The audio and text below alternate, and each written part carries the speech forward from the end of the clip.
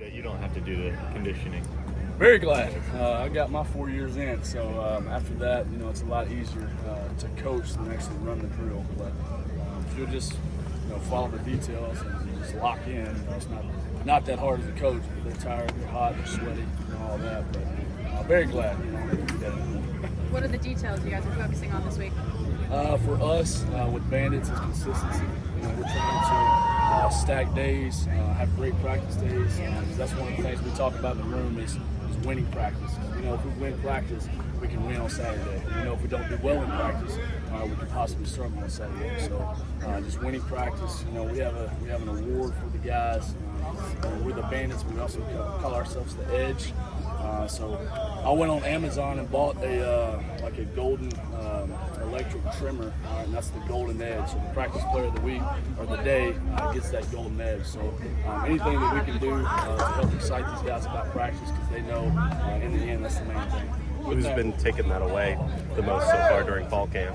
Well, Jahfari had a little bit of a growing strain, so we held him a little bit. So the majority has been Isaiah Smith. The first thing I think was Jahfari, but Isaiah's had a really good camp. So it kind of goes back and forth. It creates competition. How do you kind of define the Bandit position? It's kind of a hybrid a little bit. How do you kind of put it into words? Yeah, so we're a hybrid, defensive end, outside backer.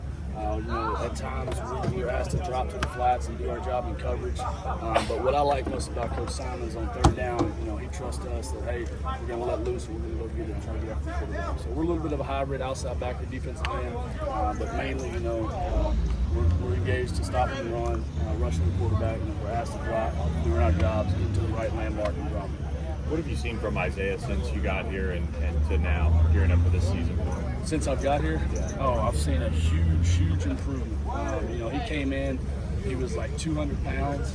He's a skinny kid from Maryland, and he got here, at the start, he had kind of a little rough transition. This year he's really stepped up. He's weighing over 240 pounds now. My challenge to him was, hey, I need you to play on choice down, your first and second down, and not just be that third down edge rusher. And he stepped up and did a great job, really starting this spring and carrying over into fall camp. What's it bringing in a guy like Jahfari do for you, though, to kind of replace that Nelson Paul veteran and get a guy that's played a lot of college football? Jahfari was kind of a fresh start for him, which is really good, because we see guys transition maybe from another place when they get here, with a fresh start. They have a really good start with us, but what he brings maturity to the room. He's played a lot of football, and then he brings competition. It's a competition to see who's going to go out there first. So iron sharpens iron. With him, Turbo, and Billy Walton, he's really coming to his own as well. Yeah, I was going to say, what are your initial impressions of Billy? You got here this summer. So, Billy, for the really good thing for us is, he came back home, being a Dallas guy, and he's really like a freshman.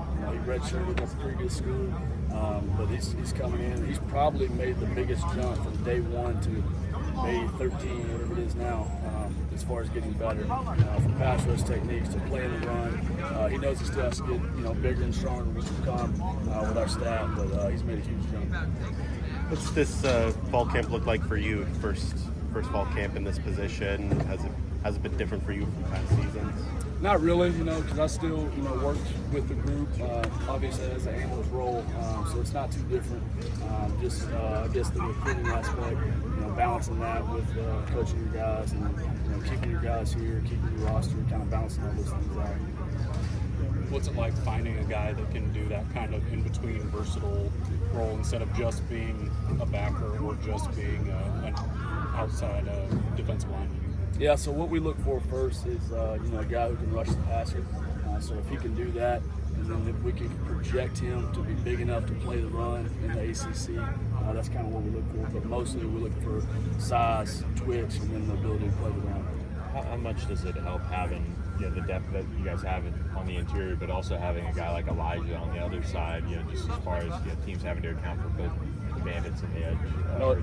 It helps a ton. E-Rob had a great season last year.